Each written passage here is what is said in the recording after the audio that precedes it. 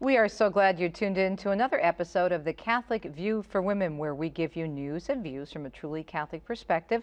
I'm Teresa Tomeo, joined as always by my beautiful co-hosts Elena Rodriguez and Janet Morana. And we are going to talk about a topic to which I think many women of all ages can relate: waiting for Mr. Right. I certainly can relate to that. I was going to say, Elena, now, you have been, I guess, waiting for Mr. Right. I've been waiting for Mr. Right. I am single, never had been married, never any children, and open to marriage. At one point in my life, I was thinking maybe I have a vocation to religious life. Let me explore that. I went on a retreat. It wasn't a full-length retreat at a convent, a full week. It was a silent retreat. It was a silent retreat, and as more of a personal intention, putting it in prayer. I had been putting it a lot in prayer. And this retreat, I discerned that the Lord is not calling me to a religious vocation. So I said, okay, Lord, I'm open to marriage, or also to lead a single life, because being single is also a vocation. Right. That's right. When you lead it under the teachings of the Catholic Church, with purity, with chastity, honoring the Lord, and just being open to what the Lord has for you. And that actually gave me a lot of peace, because up until that point, I had been feeling like, okay, I'm a certain age at this point. I always have my friends, older friends, who have the best of intentions, but telling me, come on, girl, your biological clock is ticking. Oh my God, come on, what you gonna do? You have to open your eyes. You just don't do enough. You have to be proactive, and you're working all the time, and why haven't you been? Almost like, they didn't mean it this way, but it was almost coming across like, why has everybody else been able to marry and you haven't? And you're of course, kind of they tell you, make sure you're joining the singles group at church, make sure you a lot of people go on actually CatholicMatch.com. Yes, and those are great sites. Those are great sites. Ave Maria Singles, right. Go look for Mr. Right, at the right Go place. fishing in the right pond, Yes. so to speak. Yeah, don't go hanging out at the bars and expect to find Mr. Right. That at all. Stay away from them. You can look, join a cycling group if you're into sports, a hiking group, meet other people, go to the library, see whom you meet there. If somebody's at the library, people still go to the library? I'm serious, because everything is available online. Oh, yeah. No, But people do. Do they? People do, and it's a great place. It's great to go to a library, just sit, pick up a book. I haven't been to a library in so long. That's a good point. I mean, I research everything online. I enjoy libraries here in this country. We have a great public library system, and they're always having events. At my home this summer, I took my grandchildren to the Merritt Island Library, and they have activities actually for adults. I was shocked, because like you're saying, Teresa, I hadn't stepped in a library in years, and it's like, wow, this is a good place to meet people, because they had quiet reading areas, they had activities going on. I was like, wow, it's more than just books on a shelf, you know? Different than when you and I were growing up. Exactly. It's a whole different environment. It's all prepared for you to learn, no matter your age. So that is a good place to meet somebody. I'll tell you what, this is a funny note. I was going to, at the time where I was living at that time in that town, I was going to the diocesan young adult group, and that's a great place to go. It's a safe place. You learn in the faith, you share, you build up friendships. But it so turned out that in this particular case, that's where the vocational directors from the diocese were going to search for priests. And I'm like, oh, well, great. Look, I don't want to keep a young man from discerning the priesthood. I kind of felt like, so it can be awkward sometimes.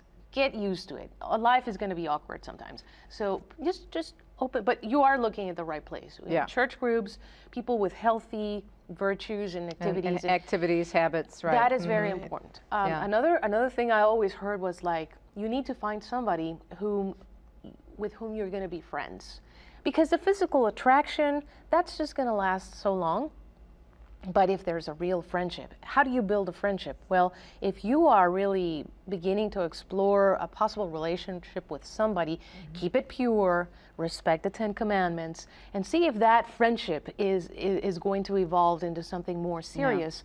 The Catholic concept of courting versus just dating or going out on a date, it is so important, because at one point you want to involve the families, you want to do it right, you want to respect each other's privacy, dignity, and especially the virtue of chastity and purity, but you also want to find that friendship to see if it's going to last. That's what I've heard. It has to be somebody who can, you can really be friends Speaking of life. dating, I'm sure you've heard of it, but I think we were talking about actually doing a show on this. There's a project called the Dating Project. It's actually a documentary documentary. I've seen it. It's really well done, and it talks about the fact that you mentioned dating and courting and how important it is, especially from a Catholic perspective, and have that chastity and getting to know one another and being friends. This was such a fascinating documentary, and we'll put it on the resource list on the website. But it was about people from the ages of in college and to a man, I think the oldest person in his mid-40s, and how nobody dates anymore. How it's just a hookup culture, especially in college. And this professor at Boston College noticed that the only way people were connecting and meeting up was via text, and when they did meet up, they jumped right into bed without any type of courtship. In some cases, they didn't even know each other's They didn't even know names. each other, and she said this is ridiculous, not only from a Catholic perspective, but just a human relationship perspective.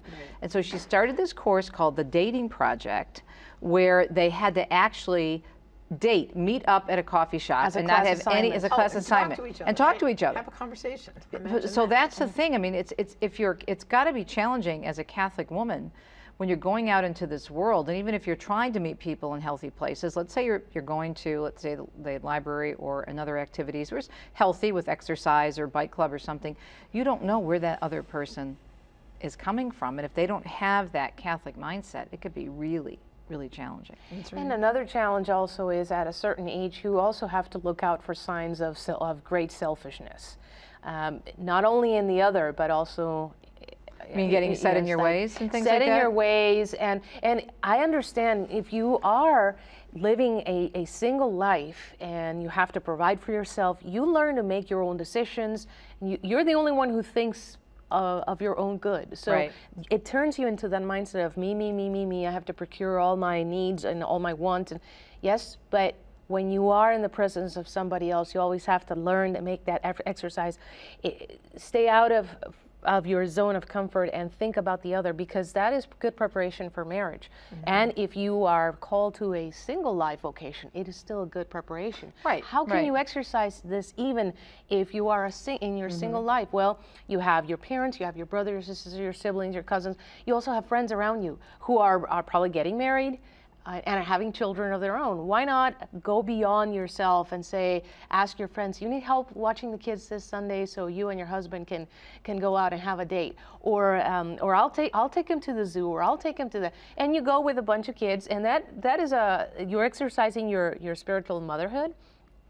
And even though you're single, but you're helping a friend, and you're also being generous to somebody else and helping a little child or a little group of children. Another thing, as a single adult, while you're looking for Mr. Right and discerning your vocation, another thing you can do is also, if you see young children, become a big sister to them and provide good advice. Sometimes you see the children of your friends kind of engaging in maybe an inappropriate conversation because mom and dad are away, but you catch that and you, come here, sit with me, honey. Let's talk about this. How is this going to be?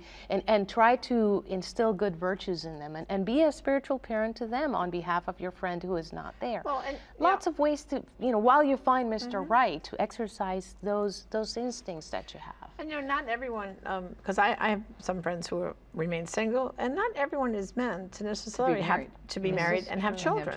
And like what you're saying is, well, if you have friends who are already married and have children, well, maybe if they invite you, go to the kiddie party and see, does that make you go, or not? It's because not everyone is being called to marriage and have children, and sometimes that's part of a discernment too, because I think, like you said, well-meaning people saying, well, come on, Elena, let's get with it. The clock's ticking. Well, maybe your clock is not ticking towards children. Maybe God has a different plan for you. And but because, let's just look at, just for you, for example, did you get to a point, because we all know our ages. You're in your 40s, you're in your 50s, I'm in my 60s. We make no bones about that on this program. But when you were hitting like into your early 30s, did you feel more of a pressure, or did you feel like, I just have to try to meet someone? Because I think a lot of young women are going to identify with that out there, because there seems to be such a pressure. One thing that's happening nowadays, women are getting married much later. I got married. Your daughters were older. I was 24. Yeah. And your daughters were in their 30s, right? My daughters all three of them are married. They all got married at either 30 or 31, but I was married young. I was married by about, right out of college, 23. So I was 24. Yeah, and I had my children by 25 and 27. Yeah. I had my daughter and then my twins. So at the time, most girls now are just thinking about maybe finding someone or getting engaged, you know, and well, I already had young children, you know, by the time I reached my early 30s, you know. But how did you feel, you know, when you got into that important, that I think it's like that early 30s into mid 30s where I think women tend to feel that pressure. And there are triggering factors or triggering moments in your life. Your friends get married. They invite you to the wedding. You're sitting you're there, a bridesmaid again. and you're a bridesmaid. And oh, remember that movie, 27 Dresses? Yeah. There was a movie, 27 Dresses, where she was a bridesmaid for 27 times, and on the 28th time, they all came. In the dresses that she was forced to wear as a bridesmaid. It was a cute movie. It was a cute movie, but it was like, you know, she was always a bridesmaid, never a bride. But in the very final end of the movie, she did eventually become a bride. But how did you feel like during going through that? There's a turning point. So there's remembrances. Like I have a friend whose mother is always asking her, when are you going to get married? I want children, and putting a lot of pressure on her because she wants handsome children and grandchildren, and it has to be somebody who's handsome. And so my friend worries. Her daughter's future spouse to be like, this guy looks like, no, but he's not handsome enough. My mother. So don't put all that pressure on people who are single and are still discerning. There are triggering factors: weddings, birthdays, etc. New Year's Eve, and I'm still alone, and all that. Well, New Year's Eve, that's a good point. New Year's Eve must be a really because super New Year's one. Eve, Christmas is very family oriented, so you're in a large group. But New Year's Eve is more of a young person's couples thing. And also too, St. Valentine's Day. Yeah, of course. So who's your Valentine? I don't my dog. have anybody. Jesus. I was like, exactly, Jesus. Very good point, because when you get to that point, when you say, okay, Lord, I turn it over to you. And it'll happen when it's your time, not in my time. And maybe it's not going to happen. And if it doesn't happen, it's your will. I accept it. And then that means I'm called to the single life. Right. And I have more time to do other things and to help out others and live that intrinsic feminine spirituality and spiritual motherhood that I can live as well.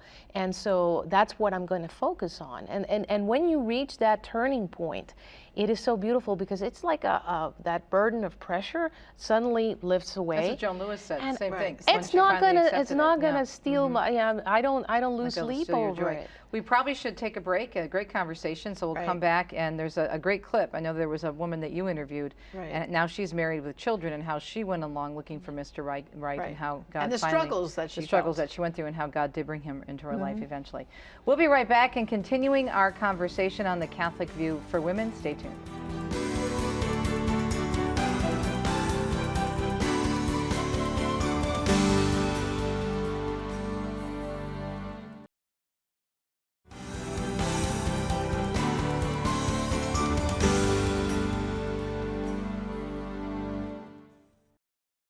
Well, of course, welcome back to the Catholic View. We're here discussing the single life, of course. And, looking for Mr. Right. And of course, Elena is still discerning, but you know, she's comfortable with being single. Yes.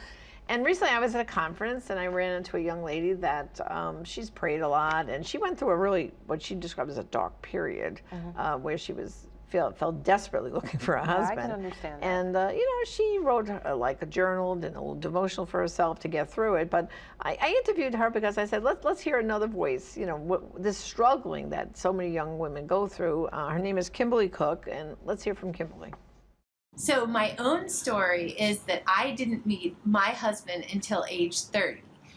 So I experienced those dark nights of the late 20s where, you know, you graduate from college and you get into the world and you start working, and it becomes harder and harder to find what you're looking for, which for me was a good Catholic spouse.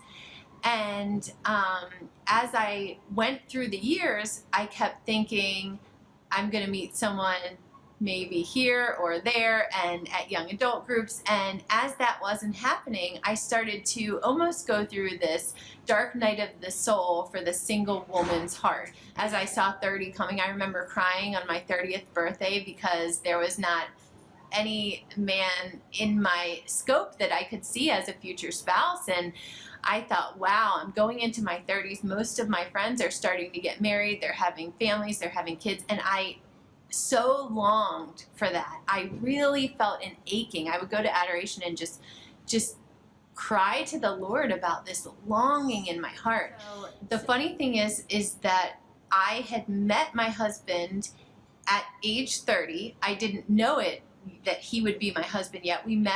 We were in the DC area, and we were at a young adult event, a Halloween party, and it was held by a bunch of Catholics, and we just briefly met at that party, but we would go on to be in the same circle of friends from that point forward, and he wound up tutoring me in math because I was going to retake my GREs for grad school, and he was a convert who wanted to learn more about theology. I was getting my master's in theology, so we struck a deal.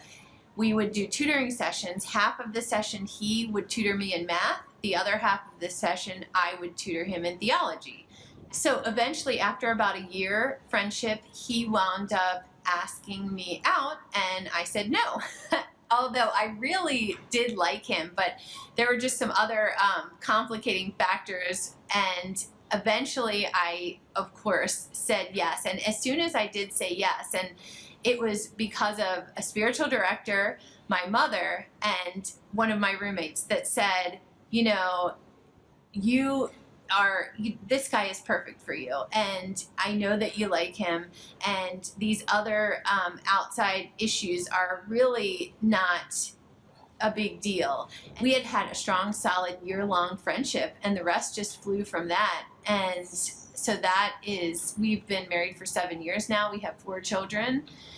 And the reason that I felt the need to speak to this is because I still have a lot of friends who are going into their 30s, seeing now their 40th birthday approaching, and feeling the same way that I did. And I can recall so vividly those feelings and that heartbreaking longing that I had. You notice with Kimberly's story, she didn't even realize her Mr. Right was right in front of her eyes. Here they were tutoring each other, helping each other through these classes and things. And she was like poo-pooing the idea when people were kind of saying to her, oh, maybe this is the guy. And she was like dismissing it, but eventually she fell in love with the guy. And so maybe, I guess the moral of the story is, you may not know who the right guy is going to be, and keep an open mind. Keep your eyes very open. He may be right in front of you. And God brought him into her life, and she's happily married with several children now, you know, so. And what a blessing, what a wonderful witness. They did it right. They did it through the sacrament of marriage. That's right. And they went through the process. Now they have the graces of marriage and the graces of the sacrament to go through with a difficult and beautiful, lovely job of parenting and having a family. And they did what you said, Elena, earlier, which was they had a friendship first. Right, the friendship. A healthy friendship. A healthy friendship, then led to the courtship, then led to more serious dating, and finally to marriage. So I think that's a real good lesson for a lot of young ladies out there, that sometimes, you know, you may not, you know, you might be in situations where you think, oh, I'm going to try and find a guy here. Well, that's not the good way to look at things. I think you should, just like you're saying, go out and be active where there's single people, and just leave the rest up to God. Leave the rest up to God. I think being open. I think being open to whatever God has planned for you, because it's so funny. I should have learned that God was in charge of my life early on, because I said I was never going to get married. I wasn't interested. I was a radical feminist in college, and I was like, my career being a broadcast journalist was so demanding, and I said, you know, I'm going to get right out of college and get the job. Well, I did that. And then 3 weeks after I graduated college, my brother-in-law introduced me to Dominic, and we were engaged 6 months later. So I should have learned early on in my life that God was in charge and I was not, because marriage was not even on my radar screen. But thanks be to God, I had enough common sense to say, this is a really great guy, I'm not going to let him go. But I didn't intend to get married. But then it changed. At least somehow I was open to it. So be open, because what your plan is may not be the plan that God has for you. And you want God's plan. Exactly. At the end of the day, that is the best it's going to make you happier. It's going to make you happier. You'll understand why 10 years from now, but but right now the main thing is keep God's will. And you know who's another shining example, no stranger to EWTN, is our dear friend Joan Lewis, who was the Rome bureau chief, and Joan knows everything about Rome. And everyone in Rome. And everyone in Rome. And you know, there was a time in Joan's life where she thought she was getting married. I believe she was engaged. She was engaged, and then the man broke off the engagement. He broke off and basically abandoned her. And then God opened such a wonderful door for Joan. I mean, in Rome, all these decades, you know, she knew so many popes, you know, had real close contact with them. And her reporting is just amazing. I mean, she knows so much. She could be at a conclave and be reporting for EWTN. And 10 cardinals will walk up and to she'll her. go, oh, that's Cardinal this so, and that's this one. And not only does she name them, but she has a story to tell about each and every one of them. And she conducts herself with such dignity and respect. Oh, my goodness. So ladylike, and what a wonderful witness she is to us younger women. Yeah, exactly. And she's also she loves her life, and she said if she ever were to write a book about her experience, it would be faith, family, and friends in that order, because she couldn't have gotten through anything, she says, without her faith. And we love going to Rome and hanging out with Joan. She has a beautiful apartment right next to the Vatican, and she just treasures those experiences that she has, inviting people into her apartment for either pranzo or wine and cheese. Fabulous cook. And, yeah, and we've all been to her apartment for dinner. We've enjoyed it. I treasure that moment. And so, you know, I think the word of encouragement here is, because I even have some people as part of our staff who have not found Mr. Right and are fine with that. They're comfortable in their space, and they have friends, they have fun, and they're dedicated to the work of, you know, ending abortion with us. And so, you know, I think that the lesson here for the young ladies is be at peace, calm down, take a breath, and pray more. And I think also to seek out spiritual direction. I think if you have a regular confessor and a regular spiritual director, and you stay close to the sacraments, you will be at peace, and you'll just see what doors God is going to open. I'm sure Joan had no idea that she was going to have all these marvelous experiences. I mean, she travels all over the world. She knows so many people. I don't think there's a city Joan could go to which doesn't know somebody. Especially a cardinal or a bishop. Yeah, and so, you know, be at peace and know that God has your best interest at heart. And also be open to really make sure that you're praying for someone who is with you in faith, because I have friends who aren't yoked in faith. And sometimes it may be that you could be the person to bring that man into the church or back to the church. But it just is so incredible when you have that bond in faith. Like my husband and I have the same interests in terms of faith and pro-life, and we sit down and we have these conversations about how the world is going. And I honestly don't know you have to have that. Be able to share your faith really with important. Your future husband. If your faith is number one with you, as it should be for all of us, if we have that relationship with Christ, it means so much to have your best friend, your partner there with you. It does. And another way to look at this topic of finding Mr. Right is also, if you know somebody who is in the process of finding Mr. Right, accompany them. Don't push them, don't pressure them. Invite them, if you are married, invite them over to your house so that they can see the beauty of a marriage, of the sacrament of marriage. And to check out the guy to make sure he's okay. And then interview him. Matchmaker, find me a match. Accompany. In one of our previous programs, we flipped this to the guy's side. You know, it's not always the women that are looking for. We had adorable Joffrey in Rome. Right. One of our chief for the priest life office in Rome. I mean, he still is gorgeous guy, a great catch. Holy man, speaks 7 languages. I've met him. And Joffrey is still looking for Mrs. Right. Right. You know, and so I want the men out there to realize too, what we've said about the women applies to the guys too. Yeah. God has a plan for you, and it may not be marriage, and it may not be for the guy's priesthood or to be a religious brother. Maybe it is to remain single and serve the church or serve in some other capacity, and you'll be perfectly fine. I mean, my cardiologist is a single guy, and he's in his 60s, and he's perfectly happy. He's devoted to his practice. I mean, he even gave me his cell phone number and said, Janet, if you ever need me, call me at home. I'll be here for you. I mean, so you know, sometimes God wants to place you there because they know how many lives he's going to save. So I think the bottom line is spiritual direction, pray, and stay close to the Lord. Well, that brings us to our homework. We have about a minute left or so. I know. And that was number 1 on the hit parade, was look for a spiritual director. We've been discussing that a lot. Number 1 is asking for that spiritual director, of course, like we just said. And if you can ask for a priest or call your diocese to recommend somebody. Number 2, make a list of the advantages of a single life and journal about that. Number 3, set up the goals for areas in your life you need to strengthen, like health, prayer, finances, cleanliness, and a timeline. Number 4, volunteer at your parish or community programs like Big Brother or Big Sister. Number 5, sign into Catholic dating sites if you are called to marriage, like we said, CatholicMatch.com is one. Number 6, start out a singles group at your parish if there isn't one. There's a goal for you to do. Number 7, take a retreat to discern what God is calling of you, like you suggested, Elena. You were on a retreat. whether you're called to the single life or not. And number 8, pray for others who are single that they will find God's will in their lives. And number 9, go to thecatholicviewforwomen.com for more information, our newsletter, and of course, like us on Facebook. There you go.